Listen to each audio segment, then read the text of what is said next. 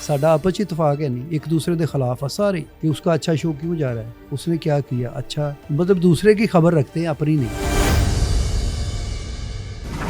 Theatre को बर्बाद किसने किया? मेरा ख्याल है आर्टिस्टों का भी कसूर है और ज्यादा प्रोड्यूसर का है, जिन्होंने अच्छी प्रोडक्ट दी नहीं मार्केट में।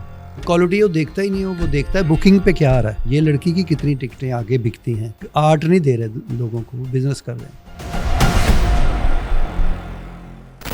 टाइमिंग तो आगा साहब की बेहतरीन है, उसकी कॉमेडी में ना गुस्सा होता है बहुत ज्यादा। लगता है कॉमेडी नहीं कर रहे, कत्ल करना आया करो। एक ऐसी जुगत जो मुझे लगी हो और मुझे अभी तक याद हो। फैसलाबाद में वो पब्लिक हॉल से ही हुई थी, मैं स्टेज पे गया तो विचों आई, ओए कबर कड्डन वाली चमची हुंदी। अच्छा, गोगा पसरूरी साहब आपको कहाँ मिले? कुछ लोग कहते हैं कि आपको किसी ने बदवा दी। क्यों मैंने चिमड़िया कितों लगता कितने दरख्त थले ना मैं कोई गलत काम किया है, वो तो चिमड़िया मैंने।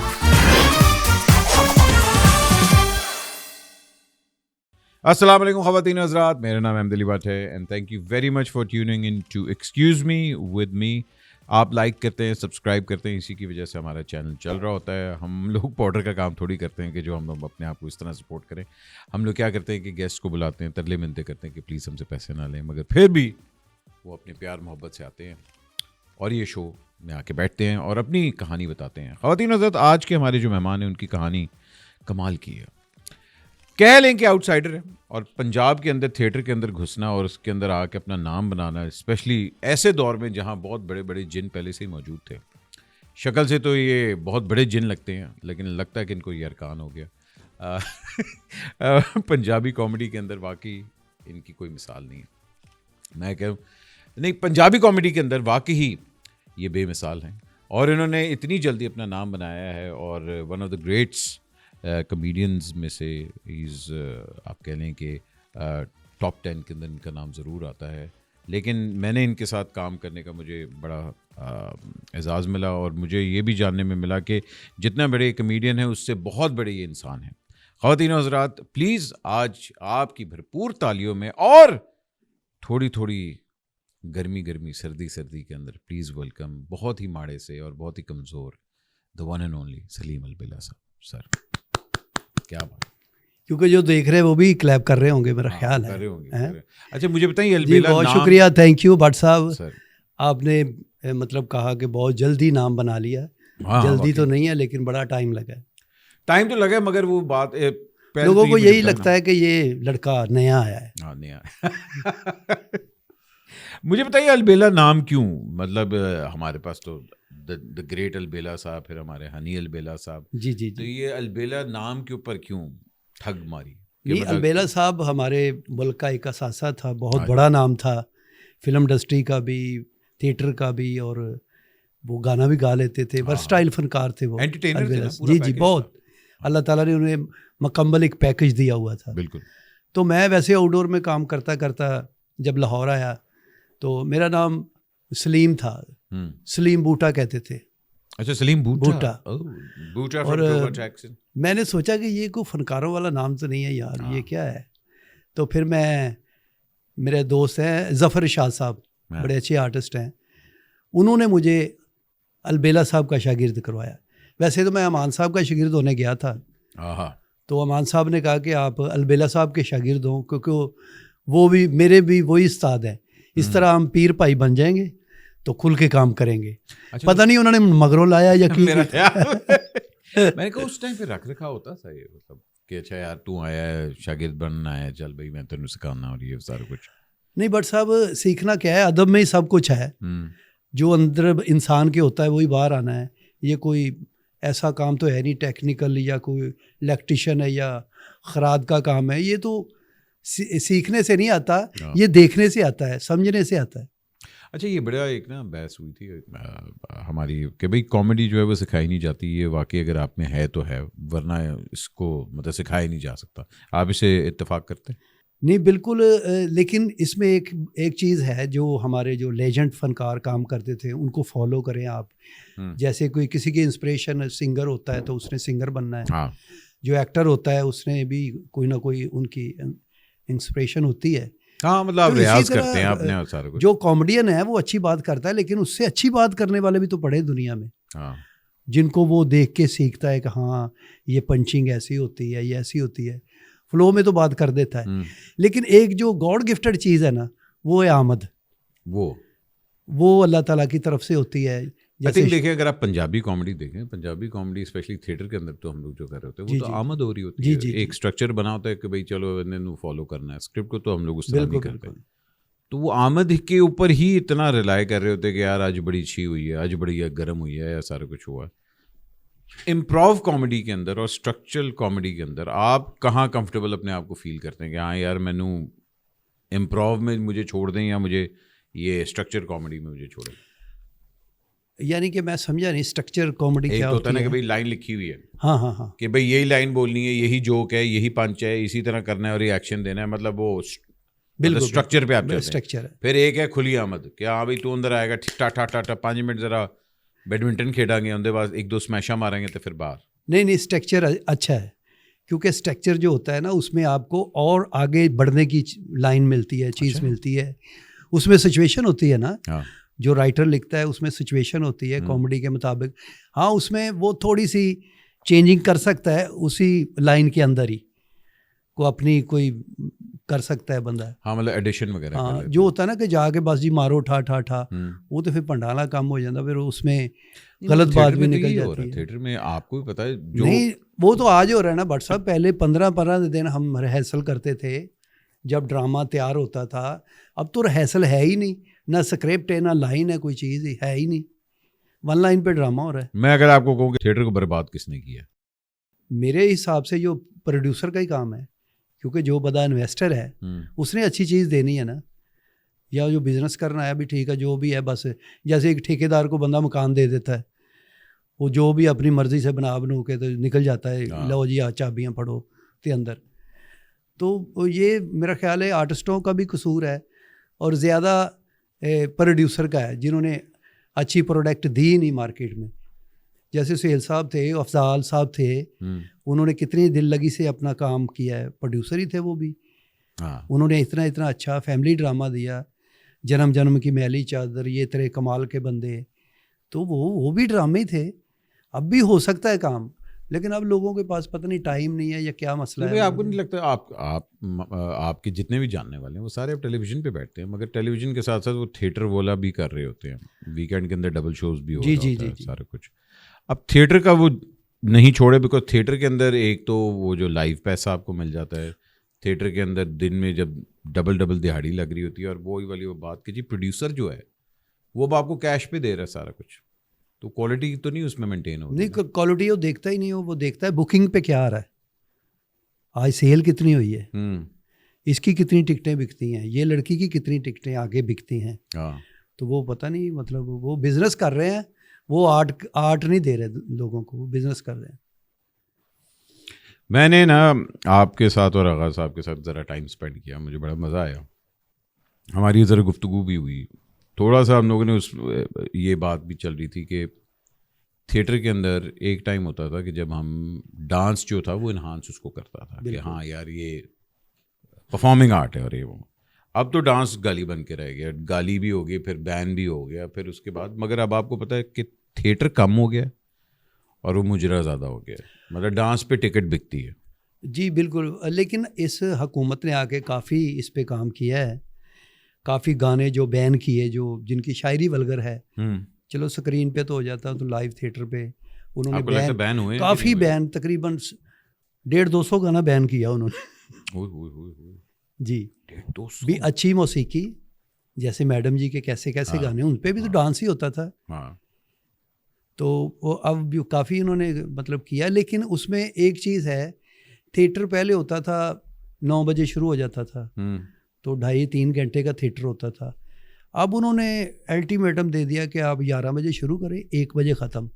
1 سے 2 منٹ بھی اوپر ہوئے تو آپ کا تھیٹر سیل ہو جائے گا، یہ ہو جائے گا، وہ ہو جائے گا.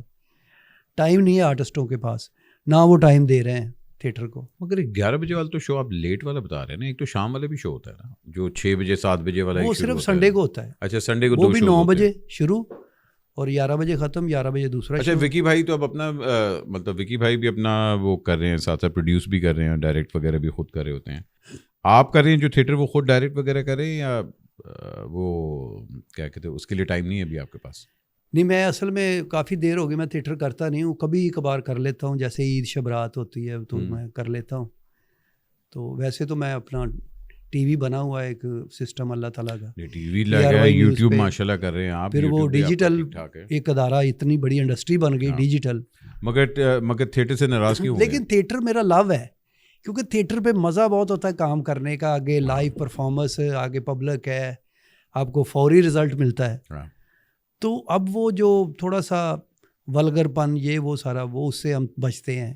پہلے ہم بھی کرتے تھے، ہم یہ نہیں کہتے کہ ہم حاجی ہیں، ہم نہیں کرتے تھے، ہم بھی کرتے تھے، لیکن کچھ زوم اینی باتیں ہوتی ہے کہ ڈائریکٹ بالکل ہی ننگی بات. ہاں نہیں وہی والی بات ہے نا، اب تو پردہ ہٹ چکا ہے. جی مطلب ٹھا ہوتے جتنا آپ شاکنگ بات کریں گے اتنا ہی وائرل ہوگی. نہیں اب تو جو اس تھیٹر پہ زیادہ بولتا ہے نا اس کے زیادہ پیسے ہیں، بس یہ نہیں پتا بھی کیا بولتا ہے. ابھی ہم لوگ پچھلے دنوں یہ تھیٹر کے اوپر ہی بات ہو رہی تھی تو کہہ رہا تھا کہ جی پروڈیوسر جو ہے اس نے بیڑا غرق کس لیے کیا ہے کیونکہ وہ اپنے ہی تھیٹر کی وائرل ویڈیوز فیس بک پہ چڑھا دیتا ہے کہ ہاں جی یہ دیکھیں انہیں اپنا تھیٹر اپنے پیروں دے آپ مار لے. ہاں بالکل. اصل میں بٹ صاحب میں لنڈن گیا تھا، مجھے بڑا کریز ہے مطلب ہسٹوریکل چیزیں دیکھنا. تو میں وہ تھیٹر اسٹریٹ ہے ایک لندن میں، آپ نے بھی دیکھی ہوگی. تو وہاں میں نے دیکھا کہ 8-10 تھیٹر ایک ہی لائن پہ ہیں. تو ڈرامہ لگا ہوا کتنی دیر ہوگی جی؟ 15 سال سے چل رہا ہے. اس کو 20 سال ہو گیا جی، یہ 5 سال سے چل رہا ہے. یار وہ کیسے چل رہے ہیں؟ دیکھیے وہ تو براڈ وے ہے نا، براڈ وے کے اندر کانٹریکٹس ہوتے ہیں. نہیں اصل میں ان کے ویڈیو نہیں بنتے، کوئی شارٹ نہیں بنتا، اندر موبائل جاتا ہی نہیں، فون جا ہی نہیں سکتا. تو ہم نے مطلب پروڈیوسر کہتا ہے جی آج ویڈیو ہے جی، ابھی تو ڈرامہ بنا ہی نہیں تو ویڈیو بیچ بھی دیتا ہے. تو وہ 10 روپے کا ڈرامہ ہمارا سی ڈی پہ بکا ہے، ریڈیو پہ بکا ہے، ادھر بکا ہے.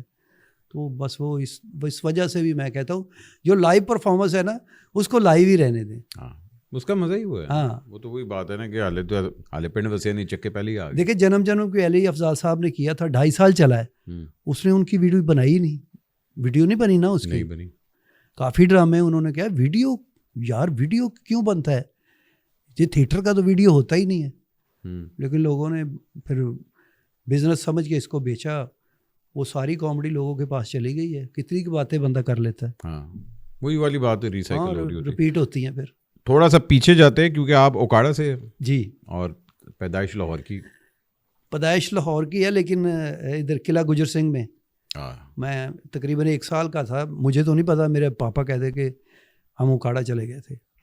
وہاں میرے پاپا کے چاچا رہتے تھے، وہ کہتے تھے ادھر آپ آ کے کام کریں. اور آپ میں یہ جانوں کیونکہ 5 بھائی ماشاء اللہ آپ لوگ، تو پہلا وہ یاد ہے ٹائم جب آپ کو معلوم ہوا تھا کہ اچھا یار میرے اندر یہ کامیڈی والا کیڑا ہے، یا کسی کو دیکھا یا کوئی اس ٹائم پہ اس طرح کی چیز ہوئی تھی جہاں آپ کو یہ اندازہ ہوا تھا یار اچھا ہے گی میرے اندر چیز؟ نہیں اس وقت میری جو ایج ہے نا جی بٹ صاحب 55 ہے، 55 سال ہے. آپ 41 کے لگتے ہیں، 42 وہ لگتے ہیں لیکن دکھتے نہیں ہیں. تو میں نے نا کافی دور دیکھے ہوئے ہیں. میں کلینوں کا کام کرتا تھا، میری ایجوکیشن اتنی نہیں ہے، 4-5 جماعتیں پڑھا تھا تو اسکول سے بھاگ جانا. تو پھر میرے ماں باپ نے مجھے وہ اس وقت کلینوں کا کام کا ایک عروج تھا، ایک انڈسٹری تھی کلینوں کی. تو وہاں مجھے کہہ دیا کہ یہ آوارہ پھرتا ہے، اس کو بھی ساتھ لے جا کریں. وہ مجھے پھندے لانے آ گیا. آہستہ آہستہ میں کام سیکھ گیا، میری وہاں پہ دیہڑی لگ گئی. تو ماں پیو کہتے منڈا تو کام کرنے لگ پیا، ان تے بس لو. میں نے پھر 7-8 سال کلینوں کا کام کیا. اچھا جی. ہاں جی. تو کلینوں کا مجھے فل کاریگر میں تھا، مطلب میری کامن سینس بڑی اچھی تھی، جو بھی میں کام دیکھتا تھا اس کو جلدی سیکھ لیتا تھا. تو وہاں ہم نا جمعے کی چھٹی ہوتی تھی، 2 فلمیں دیکھتے تھے. وہاں سٹوری چلتی، ریڈیو کا دور تھا. وہاں بھی آج فلاں فلم لگ رہی ہے، فلاں فلم لگ رہی ہے، کمرشل بھی چلتے تھے اس ٹائم کا. آج جی دیکھو شبستان سے مولا جٹ سالہ صاحب. وہ تھیٹر میں نہیں ابھی تک آپ کا کوئی تھا اس طرح؟ نہیں اس وقت نہیں تھا نا.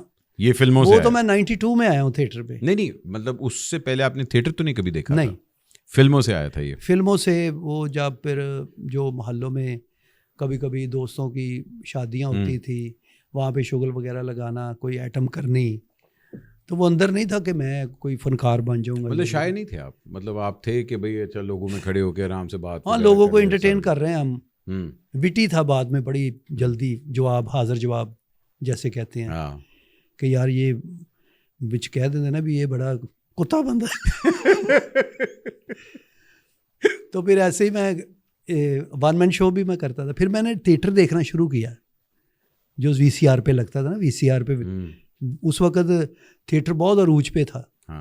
اور لاہور میں ہی لاہور میں ہی بنتی ویڈیو لاہور میں تھی, اور جتنے بھی ہمارے لیجنڈ کلاکار تھے ان کی تھی ویڈیو. تو پھر میں نے امان اللہ خان صاحب کو دیکھا, میں نے کہا یار یہ کیا بندہ ہے, اس کا اتنا تجربہ, مطلب جو مشاہدہ اتنا ان کا کہ ہمارے گھر میں کیا ہوتا ہے, امیروں کے گھر میں کیا ہوتا ہے, لاری اڈے میں کیا ہوتا ہے. تو پھر میں نے سیکھنا بھی شروع کیا ساتھ ساتھ.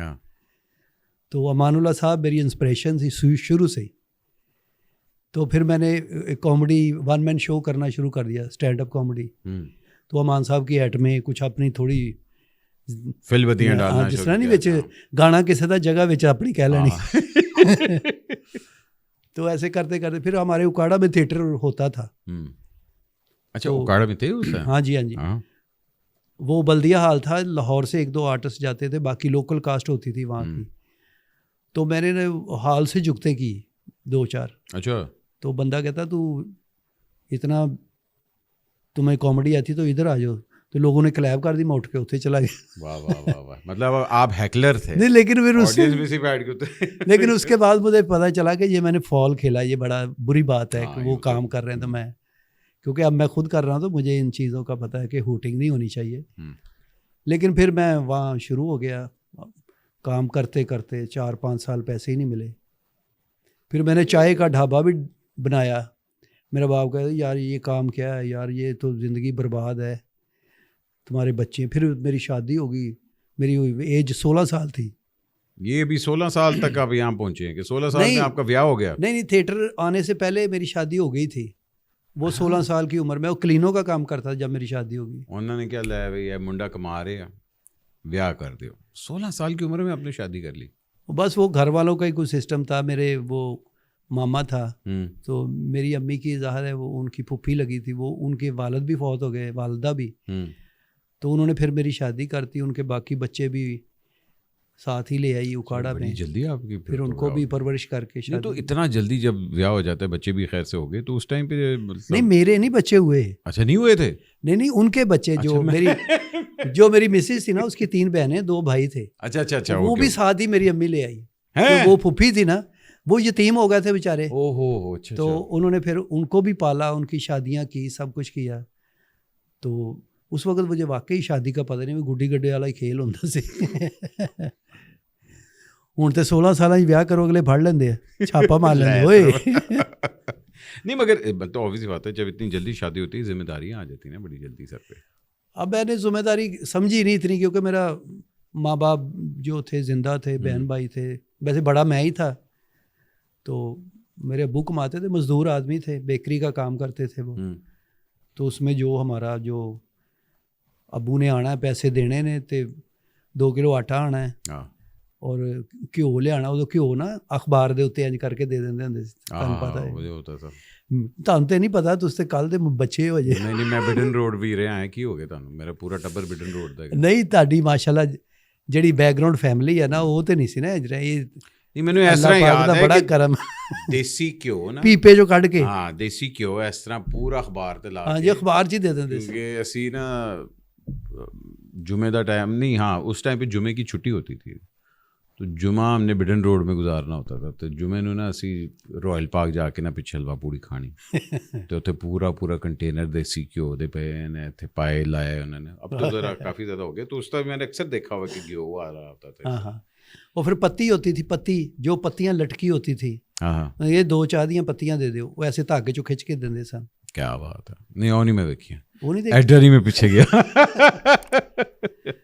ਮੈਂ ਘਿਓ ਵਾਲਾ ਵੇਖਿਆ ਹੋਇਆ, ਮਤਲਬ ਨਾਲ ਸਿਸਟਮ ਚੱਲਦਾ ਸੀ. ਲੇਕਿਨ ਜੋ ਅੱਜ ਹੈ ਨਾ, ਉਦੋਂ ਇੰਨਾ ਨਹੀਂ ਸੀਗਾ.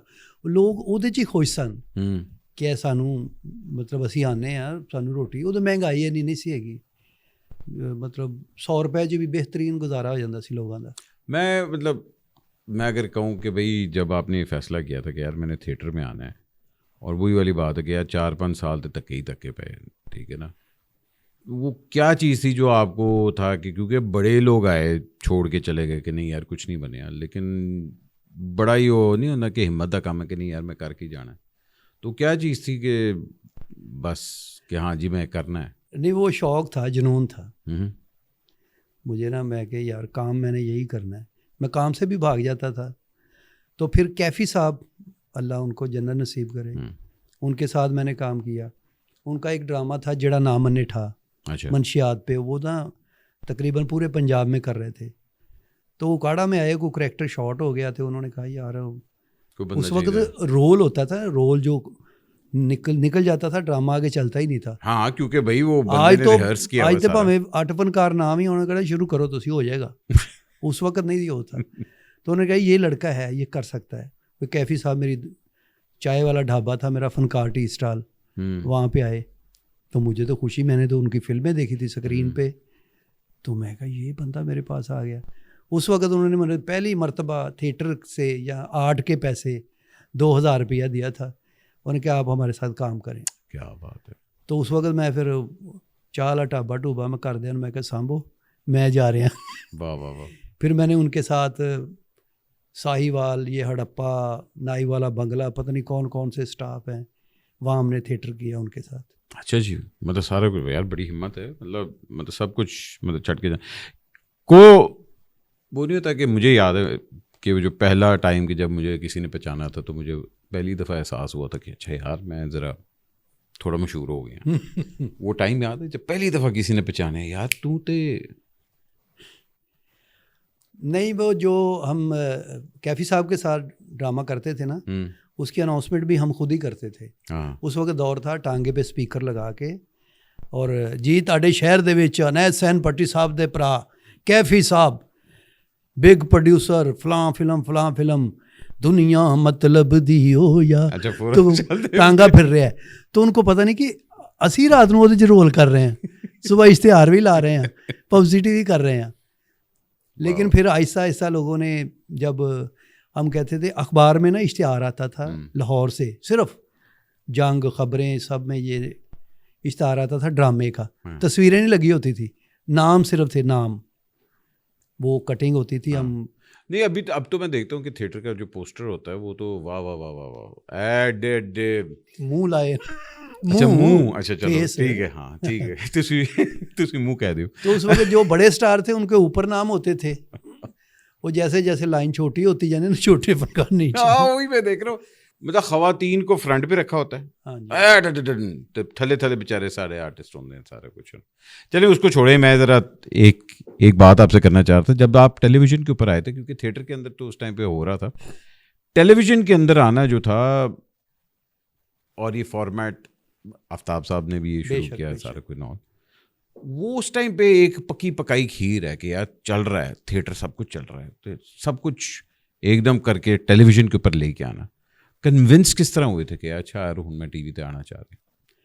نہیں, اصل میں مجھے جو ٹی وی پہ لے کے گئے نا, اللہ ان کو کروٹ جنت دے, امان اللہ صاحب, کیونکہ آفتاب کا شو شروع تھا یہ حسب حال, اس کے بعد وہاں چھوڑ کے وہ جیو پہ آ گیا, خبرناک شروع کیا انہوں نے. اس وقت انہوں نے آرٹسٹ اکٹھے کیے. آفتاب بھائی سے پہلے آپ کی وہاں ملاقات تھی, اس سے پہلے کہیں ہوئی تھی؟ نہیں, آفتاب صاحب میں اکٹھے کرکٹ کھیلتے رہے ہیں, ہمارا محلہ ایک تھا اکاڑا میں. لیکن پھر مجھے نہیں پتا, کیونکہ یہ ان کا جو بیک گراؤنڈ بڑی اچھی تھی, دوستی تھی, لیکن اتنی نہیں. مطلب کرکٹ کٹھے کھیلتے تھے, ہمیں پتہ تھا یہ آفتاب صاحب ہیں. اس وقت بھی یہ جب گراؤنڈ میں بھی آتے ان کے ہاتھ میں کتاب ہوتی تھی, علم کا ساتھ نہیں چھوڑا انہوں نے, پڑھتے تھے. تو ان کے والد صاحب وکیل تھے وہاں پہ, تو ہم تو ایک لو طبقے سے تھے, میں آپ کو صحیح بتا رہا ہوں. تو یہ ماشاءاللہ ویل سیٹڈ تھے وہاں بھی. تو جب انہوں نے امان صاحب سے کہا کہ یار کوئی منڈا ایسا دس, امان اللہ صاحب تھن تے پتا ہے تُسے کوئی نئی بٹ گل کرنے والا, نویں اچھی گل کرنے والا. انہیں کہا سلیم البیلا جی تاڈے اکاڑے دا. کہندا میرے اکاڑے دا, میں تو نہیں جانتا انہوں. وہ کون ہے وہ کون ہے وہ؟ تو اس وقت میں سعد کا بعد ڈرامہ کر رہا تھا. امان صاحب کا میرے فون آیا, اوے سلیم اور ٹی وی کرنا ہی. میں کہ کیوں خراب ہو گیا ہے, اور بکواس نہ کریا کر پٹی, تینوں میں سیریس کہہ رہے ہیں. میں کہا ایمان صاحب کرنا گے کیوں نہیں, اسی لیے گھروں نکلے, تو پھر نہ آیا لاہور. میں کہا جی میں اتنے ڈرامہ کر رہا, میں 7 دن بعد مکنا ہے تو میں آ جاؤں گا, بس تو آ جا. وہ پھر انہوں نے مینوں جدوں میں آیا امان صاحب کو گیا, وہ مینوں پھر آفتاب صاحب کو لے کے گئے نے, تو آفتاب صاحب نے دیکھا وہ تم اکاڑا کیوں, میں نے تو نہیں کبھی دیکھا. پھر میں یاد کرایا, میں کہا سر شیروانی ٹاؤن چ کرکٹ کٹھی گئے. وہ میں کہا میرا پھوپھا خورشید کمپنی باغ کا مالی تھا, پریس کلب بھی ان کے پاس تھی, وہ لیڈیز کلب بھی, وہ کلب کے ممبر ہوتے نا, تو آفتاب صاحب کی والدہ بھی ممبر تھی وہاں. وہ یار ہوئے دس مینوں امان صاحب یہ تو اپنا ہی بچہ. تو پھر ان کے ساتھ کام کرنا شروع کر دیا. اور اس ٹائم پہ آپ نے تھیٹر مطلب آلموسٹ نہیں اس وقت لاہور میں تھیٹر تھا. اچھا ہو رہا کہ ہم 9-10 بجے وہاں سے ختم کرتے تھے, اپنے تھیٹر پہ آ جاتے تھے. پھر آہستہ آہستہ آفتاب صاحب نے ہمارا تھیٹر چھڑوا دیا. ہاں نہیں کیونکہ ایک ٹائم پہ تو جب آپ لوگوں کا وہ ایک میں کہہ رہا ہوں کہ پیک جب وہاں تو ہم شروع ہوئے تھے, پیسوں کا تو میں نے بات ہی نہیں کی. میں کبھی مجھے تو ٹی وی مل رہا ہے تو پیسے میں ان کی کرا.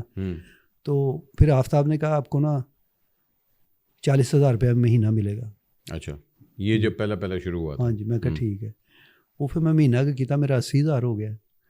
پھر اس طرح پیسے ودے پھر ہور شو شروع ہو گئے, وہ کمپٹیشن ہو گیا. لیکن وہ ٹی وی دے وچ نا وہ میرا ایک اللہ تعالیٰ نے نا بڑا اچھا ماحول بناتا سی کہ میں ہمیشہ صاف ستھری فیملی والی گل کرتا سی. تو وہ اتوں پھر اپنا آغا بھائی سے بھی وہی ملاقات ہوئی. آغا صاحب کو میں لے کے آیا ہوں. اچھا آپ لے کے آئے جی, کیا بات ہے. اور آغا صاحب ملتان میں ہم نے اکٹھا کام کیا نا, ناصر چنیوٹی, آغا اور میں. ہم ایک روم میٹ تھے, چھوٹے سے گھر میں رہتے تھے, وہاں پہ اسٹرگل کی.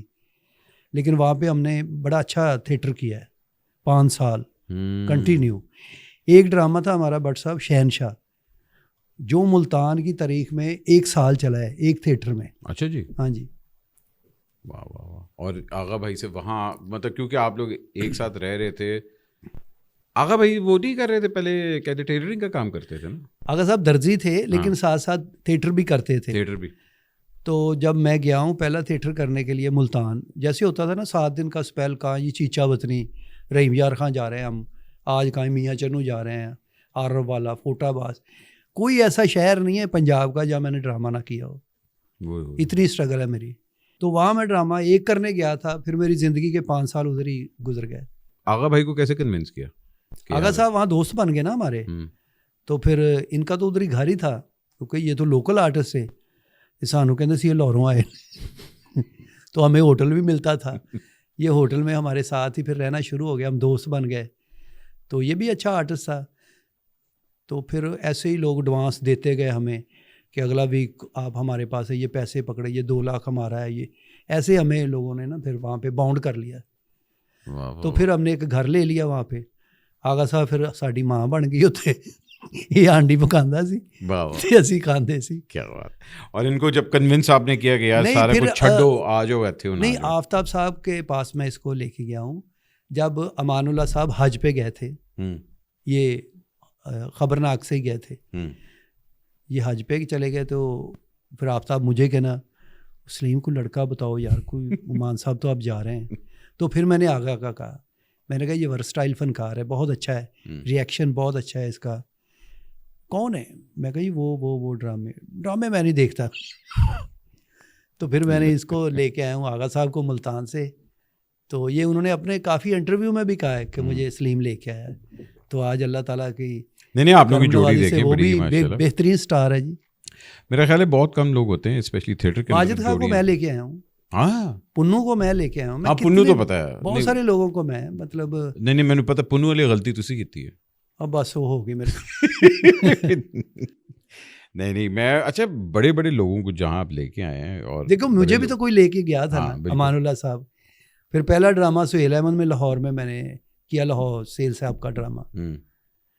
پھر علی رضا میڈم نعید خانم صاحب, ان کے ساتھ بڑا کام کیا ادھر تھیٹر میں نے. جتنے بھی ہمارے لیجنڈ فنکار ہیں سب کے ساتھ کام کیا اور شاباش لی کہ گڈ, اچھا آرٹسٹ ہیں. تو اچھا میں اگر آپ سے پوچھوں کہ بھائی یہ جو ایک ہماری پنجابی کامیڈی ہوتی ہے کہنا جی مطلب نہیں کرنے کی کہ جڑی سچل کامیڈی ہے وہ فیصل آباد دی گئی, ٹھیک ہے جی, اور وہ ہمیشہ کہتے کہ اگر جی فیصلہ آباد تو باہروں آیا تے آؤٹ سائڈر ہے کہ جو نہیں آتی اسی کہتے کہ مراسی ہے گئے ٹاری ہے گئے اتائی ہے اور اس طرح تسی بھی اتائی ہے کہ نہیں اسی اتائی ہیں بالکل. ہاں نہیں یہ بات نہیں ہے کہ فیصل آباد میں بہت اچھی بات ہوتی ہے اور کہیں نہیں ہوتی. فصل ہر جگہ پہ ہی ہوتی ہے, بے شک جہاں بھی آپ گندم اگائیں گے ہوگی. لیکن یہ ہے کہ ان کا جو لہجہ ہے لینگویج ہے وہ ذرا کامیڈی ہے. تو ہمارے جتنے بھی آرٹسٹ ہیں بڑی بڑی گجرانوالا سے کم فنکار آئے ہیں, بڑے اچھے فنکار آئے ہیں. عابد خان صاحب وہاں سے آئے ہیں, سہیل احمد صاحب ادھر سے. مگر وہ آپس میں لگی مطلب لگتی ہے نا, پھر یہ بھی ہونا کہ اچھا جی ہے ادھر دا ہے تھے دا ہے باہروں آیا ہے سارا کچھ ہے. آپ کو لگا کسی ٹائم پہ کہ اچھا یار مجھے اس طرح آؤٹ سائڈر کی طرح ٹریٹ کیا جاتا ہے؟ کیونکہ مطلب جیسے آپ نے کہا کہ یار میں نے بڑی اسٹرگل کی ہے, تو اسٹرگل کر کے آپ کو اپریشیٹ کیا نا لوگوں نے. بالکل. مگر اگر کوئی فیصلہ آبادی ہوتا ہے اس کو زیادہ ویلکم کرتے ہیں کہ اچھا یار اپنا ہی ہے, یہ بھی تو ہوتا ہے نا. ہاں بندہ پرور تو ہے نا سارے گجرانوالا والے سپورٹ کرتا ہے فیصل آباد والے نو. لیکن اس طرح ہونا نہیں چاہیے. فنکار نو سپورٹ کرنی چاہیے. جو اچھا پلیئر کھیلتا ہے ہوں وہ پنڈی دے 8 پلیئر آ تو وہ تاندلے ہویا تو انہوں کہنا انہوں نہیں کھڈاؤنا. فنکار تو پاکستان کا ہے نا. آپ یہ تو دیکھیں. میں اگر آپ مصطفیٰ قریشی صاحب کہاں سے آئے تھے؟ سندھ سے, حیدرآباد رہتے تھے. بالکل بالکل. اور اوپر سے آ کے پنجابی فلموں میں کام کر اور ایسا انہوں نے کام کیا کہ اپنی مثال آپ ہیں وہ. کیا بات. میں اگر آپ کو پوچھوں کہ بھائی آپ کے کریئر میں سب سے بڑا ہاتھ کس کا تھا کہ جس نے آپ کو گرومنگ یا جس نے آپ کو وہ راہ دکھائی, تو وہ کون ہوگا؟ وہ اکاڑا کی سرزمین پہ تو پہلا ڈرام میں نے ارشد چوری صاحب کا کیا تھا, جو اس وقت ہمارے بگ پروڈیوسر ہیں لاہور میں. الفلاح تھیٹر تھا ان کے پاس, اب تماثیل ہے ان کے پاس. پہلا ڈرامہ میں نے ان کا کیا تھا. مگر انہوں نے آپ کو گائیڈ کیا پھر؟ ہاں انہوں نے پھر کیا, یار تم اچھا فنکار ہیں, وہ کام کیا کرو تم. کیا بات ہے. جہاں تھیٹر کی پہلی وہ بات ہوتی تھی کہ بھائی ہم لوگ بڑا پیار محبت اور یہ سارا کچھ کرتے تھے, اب تھیٹر سے ہم لوگ بھاگتے بھی ہیں.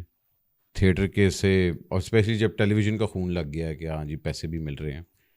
ابھی حال ہی میں آفتاب بھائی کو جب شو بند ہوا بڑے لوگ چھوڑ کے بھی گئے یہ سارا کچھ, مگر آپ اور آغا بھائی پہلے چلے گئے تھے, اس کی کیا وجہ تھی؟ نہیں اس وقت جب کرونا آیا نا, کرونا کے اندر مطلب پورا دنیا ہی اوپر نیچے ہو گئی تھی, تو انہوں نے کہا تھا کہ بھائی اب کرونا ہے, پیسے پیچھے سے اتنے مل ہی نہیں رہے, تو آپ آدھے کر دیں. میں نے کہا ٹھیک ہے سر, دنیا کے ساتھ ہی ہیں. پھر 5 دن بعد 1 ہفتے بعد کہہ رہے انہوں ہور کٹاؤ. اچھا ہوں کنے کٹا دیے. پھر کہتے نہیں یار دیکھ لو, پھر جے کتے لبدا تو کر لو, ورنہ تھوڑے سامنے ہی ہیں. پھر ہم چھوڑ کے گئے تھے. ہم پھر وہ ہارون صاحب ہمیں مل گئے, انہوں نے کرونا کے دنوں میں ہی شو شروع کیا تھا. وہ ہوشیاریاں تو بعد میں آیا نا, تو پہلے انہوں نے یوٹیوب چینل پہ شو کیا جیسے آپ نے. تو انہوں نے ہارون بھائی کو میں نے بلایا تھا. ہاں جی ہارون بھائی, پھر وہ AR بھائی پہ ان کی بات ہوگی, وہ ہمیں لے کے یہاں پہ آ گئے. نئے بندے کو پر اتنا بڑا چانس لینا سر, لیکن میں نے دیکھا ہے کہ بہت وٹی آدمی ہیں ہارون صاحب, بہت اچھے اینکر بھی ہیں, کامیڈین بھی ہیں, مطلب سارے رنگ اللہ تعالیٰ نے ان کے اندر ہیں. ایجوکیٹڈ بھی ہیں بہت, انہوں نے علم بھی حاصل کیا ہے. نہیں وہ فارغ ہے علم, مگر چلو ٹھیک ہے تسی کہنا نہیں GC کالج کے پڑھے ہوئے ہیں, یہ MA اسلامیات کیا. 2 سپلیاں آئی تھیں وہ 10 دے نہیں, مگر خیر ہے چلو اسی مان لیندے ہیں. وہ 4 آئی ہیں پھر تم 2 دسیاں. نہیں یار بڑے اچھے انسان ہیں اور بڑے نہیں, ہمیں بہت مزہ آ رہا ہے ان کے ساتھ کام کرنے کا. ہمیں لگتا ہی نہیں کہ ہم تھیٹر, مگر اس ٹائم پہ نا تو obvious سی بات ہے بندے باہر بیٹھے ہوتے ہیں اور لگتا ہے کہ جی اچھا ہے نا, پھڈا ہو گیا ایسی, وہ پھر مطلب باتیں بھی بڑی ہوتی ہیں. نہیں پھڈا پھڈا آفتاب کے بندے توڑ کے وہاں لے گیا اور یہ سارا کچھ لے گیا. اور میں نے ہارون بھائی سے بھی یہی پوچھا تھا, میں نے کہا تھا یار آپ لوگوں پہ الزام بھی آیا تھا کہ یار بندے ہمارے توڑ کے لے گیا اور وہی فارمیٹ کاپی ہو رہا ہے اور یہی مطلب چیزیں چھاپا آ رہی ہے اور وہ سارا کچھ. نہیں ٹرینڈ سیٹل تو آفتاب صاحب ہی ہیں, ہم مانتے ہیں ہم, لیکن ظاہر ہے پھر بندے ادھر ادھر ہو ہی جاتے ہیں. مطلب توڑا گیا تھا آپ کو؟ دیکھیے ایک اینکر ہے جیو پہ کام کر رہا ہے, سما والا کہنا میرے کو تسی وہاں سے کتنے پیسے لیں گے, 10 لاکھ, کہنا میرے کو 20 لگو آ جاؤ, تو نہیں جائے گا, وہ چلا جائے گا. تو اسی طرح ہمارے پیسے ایسے ہی بڑھے ہیں. ہاں نہیں, اور یہ پچھلے دنوں تو اتنا وہ ہونا شروع ہو گیا تھا. بول نے کتنے بندے توڑے تھے, بول نے بندے توڑے, یہ بول کفارہ ہو گیا, بول کفارہ. مگر یہ وہی والی بات آتی ہے نا کہ پھر آپ لائن کہاں ڈرا کرتے ہیں. اب یہی بندہ اٹھ کے وہاں جا رہا ہے, وہی بندہ اٹھ کے وہاں جا رہا ہے. اب چلے بھائی مذاکرات کی سمجھ آتی ہے کہ اگر واسے ٹھاکر اور پیا یہ لوگ پوری ٹیم گئی ہے 7 سال بعد, مگر آپ نے 7-8 سال ایک چینل پہ نکالے. بالکل ہونتے ہو رہی ہے کہ یار 1 سال وہ اتنے بیٹھے ہوتا ہے, 6 مہینے بعد اتنے بیٹھے ہے, 3 مہینے بعد اتنے بیٹھے, بس وہ اپنے دن پورے کر رہے ہیں. نہیں مگر یہ کیوں ہے پھر, مطلب لاکھ روپے کے پیچھے میں نے خود دیکھا ہوا ہے, وہ جی ₹1,00,000 زیادہ دے رہے ہیں. نہیں کچھ اور بھی باتیں ہوتی ہیں جو بندہ کہتا کہ یہ یہاں ہمیں یہ نہیں ملتا, وہ نہیں ملتا, یہ ایسی باتیں بھی ہوتی ہیں. یا چیک بہت لیٹ آتے ہیں, یہ ہوتا ہے, ہمیں سیلری ٹائم سے نہیں ملتی. آپ دیکھو کتنے چینل والے بندے نکال ہی رہے ہیں نا. ابھی پچھلے دنوں میں چینل پہ بڑا یہ رولا تھا کہ کوئی بندے نہیں نکالے گا. اب سما سے کتنے بندے نکال دیے. سما سے ہوئے, پھر ایک ٹائم پہ یہ بھی آیا تھا کہ رمیز راجہ صاحب چھوڑ کے چلے گئے. اب ہنا کر رہی ہے, ہنا بہت اچھا کر رہی ہے میرا خیال ہے. اگر آپ وہ دیکھیں لیٹ نائٹ کے اندر کامیڈی جو ہے وہ سر ہنا ہی کر رہی ہے اور کوئی نہیں کر رہا. بالکل صحیح, وہ اور فیمیل ہے. ہاں وہ دیکھیں نا, اور یہ بڑا میل ڈومینیٹنگ ہے سارا, سارے آپ دیکھیں. مگر آپ کو اس ٹائم پہ نہیں آفر ہوئی تھی, کیونکہ یہ جب بندے توڑنے پہ آئے تھے اور بڑا یہ مطلب کہتے چینلز کے آپس میں جنگ وغیرہ چل رہی تھی, میں نے ہارون بھائی سے پوچھا, ان کا تھا ہاں آفریں تو آئی تھی, بالکل آئی تھی. ہمارے گھر پہ بندے آئے تھے کہ اتنے پیسے لے لیں آپ ادھر آ جائیں. لیکن وجہ ہے کہ بٹ صاحب وہاں پہ نا ہمیں پریشانی نہیں ہے. ایک نئے بندے کے ساتھ جا کے کام کرنا, پتہ نہیں اس کا مزاج کیسا ہے. ایک ہے نا آپ کا پتہ ہے کہ بٹ صاحب جی آپ نے بھی تو کتنے شو ایسے کیے ہی ہیں. تو ہارون صاحب کے ساتھ نا ہمیں ٹینشن کوئی نہیں. انہوں نے کبھی ہمیں یہ نہیں سمجھا کہ یہ فنکار ہے, میں ان کا باس ہوں یا یہ. وہ بڑے تحمل سے بھائیوں کی طرح ہمارے ساتھ کام کرتے, ٹریٹ کرتے ہیں, ہنسی مذاق شغل. انہوں نے کبھی یہ نہیں بتایا کہ میں اینکر ہوں, تم ایکٹر ہو, تم وہاں کھانا کھاؤ, میں یہاں کھاتا ہوں. ایسی بات ہی نہیں ہے. تو وہاں زندگی آسان ہو جاتی ہے. مگر پھر باقی تو تمہیں پتہ ہے لاکھ روپے دے پیچھے بھی نس جانے, مگر آپ نہیں گئے. بس پھر آپ کو حالانکہ مجھے پتا ہے کہ وہ مذاق رات میں جب واسع بھائی ادھر چلے گئے نا تو ہمارے گھر میں آئے تھے, آغا اور تم اتنے پیسے لو, بہت پیسے تھے یقین کریں دنیا والے. میں نے کہا نہیں یار, ہارون صاحب سے ہم نے وعدہ کیا ہے کہ آپ کے ساتھ ہی ہیں اب. تو ہمیں وہاں سے بھی اچھی سیلری مل رہی ہے. ہاں, اور میرا خیال ہے کہ جہاں آپ کی ٹیم ہو نا وہ چیز بڑی میٹر کرتی ہے. بے شک بے شک, کیونکہ وہ بات ہے یہ اپرچونیٹیز آتی رہتی ہیں, مگر ٹیم جو ہے نا وہ بہت کم بنتی ہے. جہاں ہم ٹیم کی بات کرتے ہیں, یہاں آپ لوگوں کی پھر ٹیم پنجابی فلمیں آپ نے کرنا شروع کر دی.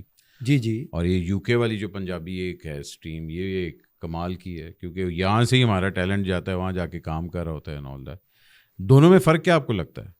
زیادہ کمفرٹیبل آپ اس طرف ہیں یا زیادہ کمفرٹیبل اس طرف ہیں جو فلم کے اندر ہمارا ہو رہا ہے؟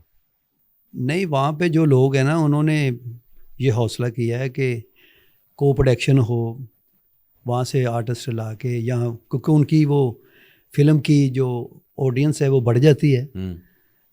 تو ہمارے بھی ظاہرہ یہاں جو فنکار فلم میں کام کر رہے ہیں ان کے بھی بہت لوگ فین ہیں اور ان کے بھی ہیں, وہ ڈبل ہو جاتا ہے.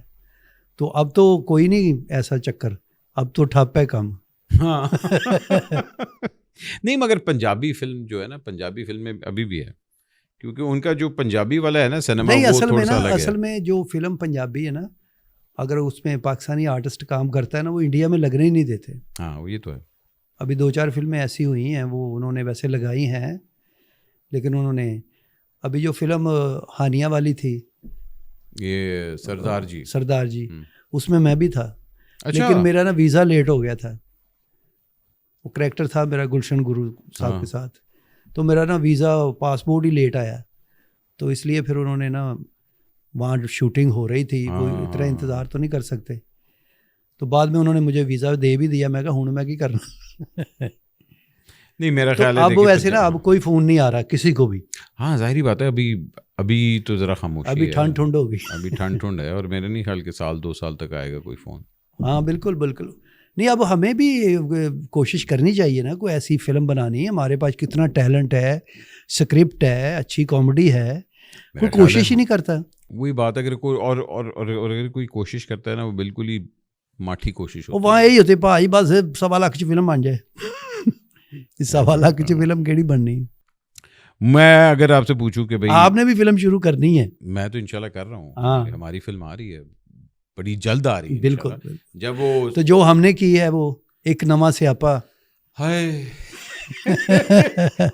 او نہ ہی ہے, وہ کہہ رہے ہم نے عید پہ لگانی ہے. لا دے, انہوں نے کو دیوار تے لا دی. نہیں وہ ابھی اس کی میرے خیال ہے ڈبنگ شبنگ ہونی ہے, پتہ نہیں کیا کیا ہونا ہے, پتہ نہیں انہوں نے کرانی بھی ہے کہ نہیں. ہاں میرے نہیں خیال پتہ نہیں کی ہونا ہے. وہ منڈا ہوندے نا کئی کہندے چھڈو پاجی میں آپ ہی کر لاں گا. میرے خیال ایسے 3 بندے فلم ویکن جان گے کیسی کتا کی ہے. گورنمنٹ کی بھی تھوڑی سی بات کرتے ہیں, کیونکہ حکومت نے جتنا تھیٹر کو تنقید زیادہ کی ہے, سپورٹ کم کی ہے. یہ تو میں ہمیشہ سے کہتا ہوں کہ ہمارے تھیٹر کو جتنا ایلیویٹ کرنا چاہیے تھا گورنمنٹ نے وہ نہیں کیا. نہیں اب ان کے اپنے تھیٹر ہیں وہ بند پڑے, وہ کیوں نہیں چلا رہے. وہ الامرا 1 2 3 تینوں ہال بند پڑے ہیں. وہاں تو ان کا ادارہ ہے نا, وہاں ان کی ڈیوٹی ہے, وہاں اچھا ڈرامہ نہیں ہو سکتا. وہ کہہ رہے ہیں نا کہ اچھا ڈرامہ کریں, تو وہ بند پڑے ہیں کیونکہ گورنمنٹ کو تنخواہیں مل رہی ہیں. وہ نہ ان کو کوئی سروکار نہیں ہے کہ آرٹ کو پروموٹ کیسے کرنا یا نہیں کرنا. یہ قذافی میں ڈرامے ہوتے تھے وہ بھی بند پڑا ہے. اب تو پرائیویٹ تھیٹر چل رہے ہیں صرف, جو گورنمنٹ کے تھیٹر یا اچھا ڈرامہ ہونا چاہیے وہ بند پڑا ہے. اوپر سے گورنمنٹ نا دیکھیں کسی چیز کو بند کرنا بڑا آسان ہے. آپ نے گئے, آپ نے کہا بسنت بند کر دو, بند ہو گئی. آپ نے اس کا کوئی حل ہارس اینڈ کیٹل شو بند کر دو, بند ہو گیا. اچھا جی سنیما گھر بند ہو گئے, وہ تو جا کے کیونکہ سنیما ایک لگژری انٹرٹینمنٹ بن چکا ہے. تھیٹر آپ نے بند کیا ہے, وہ واحد چیز ہے جو شادی ہالز تک چلی گئی. اچھا شادی ہال کے اندر بند کرنا شروع کیا, کمیونٹی ہال اور کیا کہتے ہیں اوپن پارک میں چلے گی, تو تھیٹر آپ ویسے بھی نہیں روک سکتے. تنقید سے بہتر نہیں ہے کہ آپ مل کے اس چیز کا حل ڈھونڈیں. بالکل بالکل کہ بھئی ہاں ہمارے آرٹسٹ کو یہ چیزیں چاہیے. آپ جس طرح سنیما کے اندر آپ کنسیشن نہیں, ان کو بٹھا کے پوچھیں, ایکٹروں کو بلائیں, ساتھ پروڈیوسر بلائیں کہ آپ کو کیا مسئلہ ہے یا آپ کو کیا چیز چاہیے جو آپ اچھا ڈرامہ کر سکتے ہیں, تو وہ بتائیں گے. ابھی ٹائم ہی نہیں ہے فنکار کے پاس, 2 گھنٹے میں ڈرامہ ہو ہی نہیں سکتا. اس میں گانے بھی ہیں, تو سٹوری وائنڈ اپ کیسے وہ ہوگا, ہونا ہی نہیں ہے. ہم جب جاتے ہیں تھیٹر پہ تو ہمیں وہ پیچھے بندہ وہ پاجی 5 منٹ رہ گئے کی کر رہے, یہ 2 گانے پہ مکاؤ. تو ایسے تھوڑا ڈرامہ ہوتا ہے. اس کا مطلب ہے پھر ہماری غلطی بھی تو ہے نا. ہاں, کیونکہ ہم اس طرح کا ڈرامہ بنا نہیں رہے, اور اگر بنانا چاہیں گے تو گورنمنٹ اس کو اس طرح پھر سپورٹ کرے گی نہیں. دیکھیں بٹ صاحب سینما بھی تو تھیٹر ہی ہے نا, اس کو تھیٹر ہی کہتے ہیں. بالکل بالکل. تو وہ صبح 4 بجے تک چلتا ہے, ہمیں کہتے ہیں 1 بجے بند کر دو, 11 بجے تو ہم نے آنا ہے. یا اسی کہڑا صبح 10 بجے تک کھول کے بیٹھے ہیں, بھی شام کو 10 بجے آنا, آرٹسٹوں نے 11 بجے ڈرامہ شروع ہونا ہے, 1 بجے ختم کر دو جی. کوئی تھوڑا ٹائم تو دیں ان کو کہ اچھا ڈرامہ کرنے کا, چلو آدھا گھنٹہ زیادہ دے دیں کہ آپ کے پاس 2.5 گھنٹے ہیں. یہ تو آپ لوگ کیوں نہیں بولتے گورنمنٹ کا, مطلب آپ لوگوں کی تھیٹر کی کوئی یونین نہیں ہے بنی ہوئی؟ نہیں, ساڈا آپس اتفاق ہے نہیں, ایک دوسرے کے خلاف ہے سارے کہ اس کا اچھا شو کیوں جا رہا ہے, اس نے کیا کیا اچھا, مطلب دوسرے کی خبر رکھتے ہیں اپنی نہیں. جہاں پھر گورنمنٹ کے اوپر جہاں ہم لوگ کہتے ہیں کہ جی گورنمنٹ نے ڈانس بند کروا دی, گورنمنٹ نہیں, گورنمنٹ کی جو یہ مہربانی, انہوں نے ٹیکس ختم کر دیا ہے. پہلے یہ ٹیکس ہوتا تھا تھیٹر پہ, اب ٹیکس نہیں ہے. ہاں سنیما کے اندر بھی ختم کرنا چاہ رہے ہیں, کیونکہ سنیما انڈسٹری کو وہ اب جو کمانا ہے پروڈیوسر نے گھر لے کے جانا ہے, گورنمنٹ کو تو نہیں دینا. تو گورنمنٹ کو کیا پرواہ, بند بھی ہو جائے, ان کو ریونیو آ رہا ہے, ان کو کچھ بھی نہیں آ رہا. سلیم بھائی ہمارے کوئی کھٹے میٹھے سوال ہوتے ہیں؟ کھٹے میٹھے, یس. گلا تو نہیں خراب ہوگا؟ یہ آپ پہ ڈپینڈ کرتا ہے. اچھا جی, سب سے پہلے ایک چیز جو سلیم البلا کبھی نہیں کرے گا. دوسری شادی. پیپر پہ تو ہے آپ کی دوسری شادی, ٹیکنیکلی آپ کی دوسری شادی. ہاں وہ تو ہے, وہ تو ایک پرابلم تھی, جینمن تھی. ہاں, تو اب آپ مطلب کہہ رہے ہیں اس کے علاوہ میں نہیں کرنا دوسری شادی. حالانکہ تھیٹر والے میں تو مشہور ہے کہ بھئی ہر وہ تو 3 بھی کر لیتے, وہی ہمیں بتا کے کہیں کہ پتر تو جا بیاہ نہ کری. اچھا, ایک چیز جو شاید کبھی میں ٹرائی کروں, ولن کا رول ہے. ہاں اچھا ولن کا رول, میرا خیال ہے تارو کو سیریس نہیں لے گا کہ ولن آ گئے. ویسے وہ ولن والا نہیں ہوتا, ولن گولی چلائی تھی آپ پیچھے ڈگ پہ. نہیں ویسے کرنا چاہیے آپ کو ولن والا رول. اچھا جی, ایک چیز جو مجھے تھیٹر کی بہت بری لگتی ہے, اوور لیپ. ओवरलैप, मतलब एक दूसरे की बात, एक बात को काटना, जीतना एक दूसरे को। ये तो पब्लिक को तो नहीं ना पता इन चीज़ों का। अच्छा होता है ये बहुत ज़्यादा। और ये सीनियर जो एक्टर है वो फिर इसका फ़ायदा उठाता है जी, वो कहता है क्योंकि पहले सीनियर जैसे अब सीनियर नहीं है। आए कसम से। एक ऐसी जगह जो मुझे लगी हो और मुझे अभी तक याद हो कि क्या बात है, फैसलाबाद में वो पब्लिक हॉल से ही हुई थी। अच्छा, किसी ने मारी थी? मैं स्टेज पे गया तो विचों आई, ओए कबर कड्ढण वाली चमची हुंदी।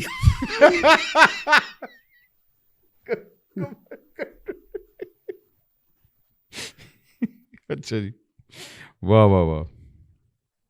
अच्छा, एक अदाकार जिसकी कॉमिक टाइमिंग वाकई ही कमाल है, जो मौजूदा है। हाँ, कि यार उसके साथ मैंने काम किया और उसकी टाइमिंग कमाल है। टाइमिंग तो आगा साहब की बेहतरीन है। आगा साहब के साथ मैं काम कर भी रहा हूँ, बड़ा थिएटर भी किया है, बड़ा विटी इंसान है, उनकी जो अदायगी भी है और रिएक्ट भी है उसमें सारा कुछ। नहीं, आगा भाई तो जालिम, मेरा ख्याल है उनका फेशियल एक्सप्रेशन जो चेंज होता है ना साथ, वो बड़ा जालिम होता है। हाँ जी, हाँ जी, वो बड़ा कमाल होता है। उसकी कॉमेडी में ना गुस्सा होता है बहुत ज़्यादा। लगता है कॉमेडी नहीं कर रहा, कत्ल करना आया करो। यार मुझे वो दिन याद है, जो हमारा सीन था कहने मैनू कत्ल कर देगा। बड़ा मजेदार सीन था वो। अच्छा जी, इंडस्ट्री में अगर किसी को मैं अपना उस्ताद मानता हूँ तो वो कौन है? अलबेला साहब के बाद अमानुल्लाह साहब। एक चीज़ जो काश मुझे पहले मालूम होती, कि मैंने एक्टर बनना और मैं पढ़ता, बहुत ज़्यादा पढ़ता मैं। एजुकेशन की बहुत कमी है मेरे पास। मगर बात इतनी बड़ी बड़ी करते हैं, है ना? नहीं, बिल्कुल ही चिट्टा अनपढ़ हूँ ना मैं। चलें अभी भी। हाँ, कौन सी नहीं, अब मैं अपने बच्चे पढ़ा रहा हूँ माशाल्लाह, अच्छी एजुकेशन उनको। Very good. एक चीज़ जो मुझे विकी भाई की बड़ी पसंद है, वो ड्रामा बहुत अच्छा बनाते हैं। अच्छा, प्रोड्यूसर नहीं, as a director, writer, director बहुत अच्छा, वाह जी वाह। दूसरे का भी रोल बना के देते हैं। हाँ, अच्छा, एक चीज़ जो मैंने सोहेल भाई से सीखी है, अच्छी बात करना, साफ सुथरी। एक आदत जो मैं आगा साहब की बदलना चाहूँगा, कि यार तू गुस्सा ना करे कर। एक अपनी आदत जो मुझे बहुत बुरी लगती है, बस ना हर किसी की गल च आ जाना। अच्छा, वो मैंने बहुत बाद च मैंने पता लगता यार मैं की कीता। ओह अच्छा, वाकई मैं एतबार कर लेना अगले दा फौरी। क्या? अच्छा, हुकूमत को ये चीज़ फ़ौरन कर लेनी चाहिए, आर्टिस्टों के लिए कुछ करना चाहिए, क्योंकि ये मुल्क के चेहरे होते हैं, ये आपके मुल्क के सफ़ीर हैं, इन पे ज़्यादा तवज्जो दें, मेहरबानी आपकी। सबसे बेहतरीन दाद मुझे किसने दी? बड़े फनकारों ने। पब्लिक तो गाली पे भी ताली बजा देती है, लेकिन जो बड़े आर्टिस्ट हैं अल्लाह उनको जन्नत नसीब करे। मैंने मस्ताना साहब के काम किया, शौकी खान साहब के साथ भी काम किया, अमानुल्लाह साहब, सुहेल अहमद साहब, सबके साथ। और उन्होंने ये नहीं कहा कि आपने बुरा किया है, उन्होंने कहा थोड़ा किया और अच्छा किया। मेरी कमज़ोरी क्या है? सेहत।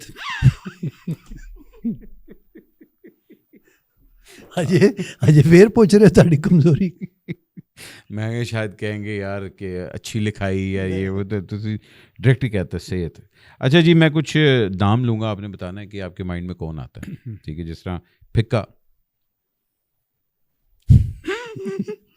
हूँ मैं कह देता हूँ अयूब मिर्जा। अच्छा, मिठा।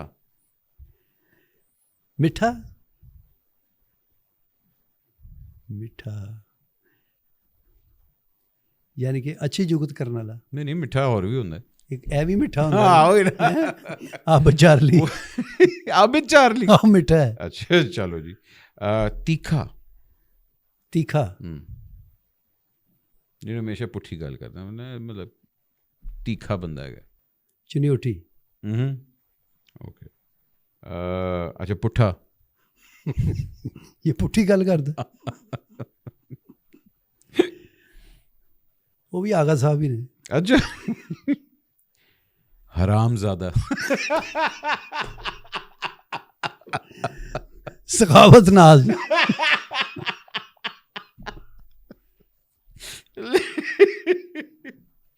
اچھا ایک بندہ جس کو کامیڈی چھوڑ دینی چاہیے. کئی ہے ہوں میں کہتا نہ لوں. اچھا جی. اور ایک کمیڈین جس کو فوراً فلم کر لینی چاہیے. فوراً فلم کر لینی چاہیے. ویسے ساڑی فیلڈ ایسا ہے نہیں. ظفری خان ہی ہیں, ان کرنی چاہیے فلماں کیونکہ فیس ہوتا اچھا ہے. کبھی موقع ملے تو فلم کس موضوع پہ بنانا چاہوں گا؟ میں اپنے معاشرے فلم بنانا چاہتا وا کہ جہد نا لو تو ہٹ کے چیز ہوے, کوئی پیار محبت یہ وہ اس تو ہٹ کے کوئی چیز ہوے. ہاں پھر وہ تو نا کامیڈی ہے ساری. مگر تسی کہہ رہے ہو کہ بھائی کوئی سیریس سبجیکٹ ہو. سیریس سبجیکٹ ہوے, لیکن سیریس سبجیکٹ چ بھی کامیڈی ہوندی ہے. کوئی ایسا مشن ہوے کہ اس بندے نو تسی ٹریس کرنا ہے, بندہ گم ہو گیا سٹارٹ چی کتے گیا کدھر آ, تے او دے وچ دو پولیس والے دی ڈیوٹی لگ جاتی بھی لبو. اس طرح کر کے نا کامیڈی ہوے فلم, لیکن وچ مشن بھی ہوے, سسپینس ہوے فلم چ, مطلب تھوڑی سی ایکشن سسپینس والی کامیڈی کہ پبلک بھی حال چکا بھائی یار بندہ کدھر چلا گیا, ویسے بڑی اچھی بن گھروں تے کام تے گیا سی وہ. بڑی اچھی بن سکتی ہے یہ. اور last but certainly not the least, مجھے بتائیں کہ میں کس چیز سے لوگ مجھے یاد کریں؟ اچھے لفظوں سے. وہ تو نہیں ہوتا, مشکل ہے. مشکل ہے نا, ہاں کیونکہ تو جگتا بھی آندی ہے, مگر ہوتا ہے کہ یار میں زندگی میں یہ چیز میں نے کی ہے, میں اس چیز سے یاد مجھے دنیا رکھے. ہاں کامیڈی سے ان شاء اللہ تعالیٰ مجھے یاد رکھے کہ میں نے بڑی بڑی اچھی بات کی ہے جو وائرل ہوئی, سفر بھی ہوا اس کا. تو لوگوں نے کہا کہ یار کامیڈی سے ہی ہمیں یاد رکھیں گے لوگ. ٹھیک ہے. اور ایک چیز جو میں نے آفتاب اقبال سے سیکھی, ڈسپلن. سخت ہیں ویسے وہ. ہاں کیپٹن تو ہے, وہ سخت کیپٹن ہے. ہاں. اور ایک چیز جو میں نے ہارون سے سیکھی, انسانیت. یقین کریں حیوان سے آپ نے انسانیت کی, حیوانیت سے انسانیت سیکھ لیا آپ نے. یار میں کیوں کہہ رہا ہوں یار, اچھا بندہ ہے ہارون بھائی یار. میں نہیں ان سے نا آپ نے بلایا تھا ان کو نا. ہاں بلایا تھا. ہاں تو وہ نا انسان نے پھر مجھے اپنے شو پہ بلا کے جو میرے ساتھ کی تھی نا, وہ مجھے یاد ہے ابھی تک. وہ جو ان کا ایک اپنا نہیں یوٹیوب کا شو جس میں بالکل کینڈی باکس کے اندر نا ان کا اصل حرامی پن باہر آتا ہے جو اے آر وائی پہ نہیں آتا. نہیں حرامی پن نہیں, وہ اس کا زنانی پن. اچھا جی, آپ کا اپنا بھی یوٹیوب ہے, وہ بھی چل رہا ہے, بڑا ٹھیک ٹھاک چل رہا ہے. جی. اور وہ آپ اس کے ساتھ زیادہ کر رہے ہیں, گوگا کے ساتھ کر رہے ہیں, گوگا پسروری صاحب کے ساتھ. اچھا گوگا پسروری صاحب آپ کو کہاں ملے تھے؟ کچھ لوگ کہتے ہیں کہ آپ کو کسی نے بدوا دی تھی. نہیں, وہ مینوں چمڑیا کتوں لگتا کتے درخت تھلے نا میں کوئی غلط کام کیتا ہے, وہ تو چمڑیا مینوں. واہ واہ واہ. یہ اصل میں وہ میرا باقاعدہ شاگرد ہوا ہے. ہاں وہ فیصل آباد سے آیا, میرا گھر ڈھونڈتے آ گیا, وہاں میرا شاگرد ہو گیا. تو اب میں نے کہا تم نے کہاں جانا, بیگ ادھر رکھو, میرے پاس ہی رہو. کیونکہ وہ تو بیسیکل اب بھی فیصل آباد ہی اس کا گھر, رہتا میرے پاس ہی ہے. اور پھر ہم نے یہ کانٹینٹ شروع کیا, میں نے سوشل ایکٹیویٹی. نہیں آپ کا بڑا اچھا ہے تو وہ بڑا لوگوں کو پسند آیا. 1 ملین سے اوپر ہے اب تو آپ کا نا. ہاں اب تو ماشاء اللہ گوگا صاحب برانڈ بن چکے ہیں. توبہ استغفار. Australia, New Zealand, England, Europe سارا ہی وہ گھوم رہے ہیں. کیا اسے منہ نہیں. نہیں اللہ اسی طرح بھیا آپ کی جوڑی بھی سلامت رکھے. اور آپ جس طرح ماشاء اللہ جو کام کر رہے ہیں اور اتنا لوگوں کو ہنسا رہے ہیں, اور جو آپ لوگوں نے اسٹرگل کی ہے, لیکن بھائی میں تو چاہوں گا اللہ آپ کو اس سے بھی زیادہ عروج عطا فرمائے. جی تھینک یو. بس ہمارا یہ کہ ہمارا ملک سلامت رہے, اس میں اچھے لوگ جو پاکستان سے وفا کرنے والے ہیں وہ زندہ رہیں, سلامت رہیں. جو وفا نہیں کرتے ان کو موت آ جائے. ہاں صحیح بات ہے, ہمارا ملک ہے. ڈائریکٹ ہو جائے, سیدھا ہی ہو جائے. بھائی جان اپنا خیال رکھیں سلیم بھائی. انشاءاللہ 2-3 سال بعد پھر سے یہاں بیٹھیں گے, یا جب وہ فلم آئے گی فلم پہ ہم اکٹھے ہوں گے. ہاں وہ کیا ہوتا ہے ان کا جو راش پرنٹ کہتے ہیں نا پہلے, ہاں راش پرنٹ, آپ کیا کہتے ہیں؟ نہیں ہم لوگ کہتے ہیں اس کا پریمیئر ہوگا نا. نہیں پہلے اسکریننگ ہوتی ہے, اسکریننگ ہوتی ہے, اور میرے نہیں خیال کہ اسکریننگ دیکھ کر گل پہنچے گی. اجے تک ساڑھے تک نہیں گل پہنچی بھی ہو ہی رہا ہے. بھئی آپ لوگوں کو تھوڑا سا بتاتے جائیں, میں نے اور سلیم بھائی نے بھی ایک فلم کی ہے حال ہی میں جس کا نام ہے سیاپا. نہیں ڈائریکٹر بہت اچھے ہیں ہمارے وہ فلم کے جو بلال صاحب. تو ہاں بلال کے ساتھ ابھی ہم لوگوں نے وہ کیا ہے, تو وہ ایک it's a small budget film, it's a indie film آپ کہہ لیں. تو جتنا ہم لوگ کنٹریبیوٹ کر سکتے تھے ہم لوگوں نے کیا. اب ہمیں بھی نہیں پتا اس فلم کی بھی کنڈیشن کیا ہے, کیونکہ ہم نے اس کا ایڈٹ نہیں دیکھا ہوا. تو دعا کریں کہ وہ فلم آئے جی جلدی. اب میں کہہ رہا ہوں کہ آپ اچھی فلم بنائیں, پنجابی کامیڈی. نہیں میں انشاءاللہ بنا رہا ہوں. پہلی جتنی فلمیں بنی ماشاءاللہ بہت بڑی فلمیں تھی آپ کی. ابھی ہم لوگ JPN 3 کرنے جا رہے ہیں. گڈ وہ کرنے لگے, اس کے بعد پھر Punjabi film. Best of look sir. Thank you sir. بھائی جان اپنا خیال رکھیں, پاکستان کا خیال رکھیں, اور لائک کامنٹ شیئر کرتے رہا کریں. ہمیں بڑی سپورٹ کی ضرورت ہے آپ کی. Thank you very much. اپنا خیال رکھیں. پاکستان زندہ باد.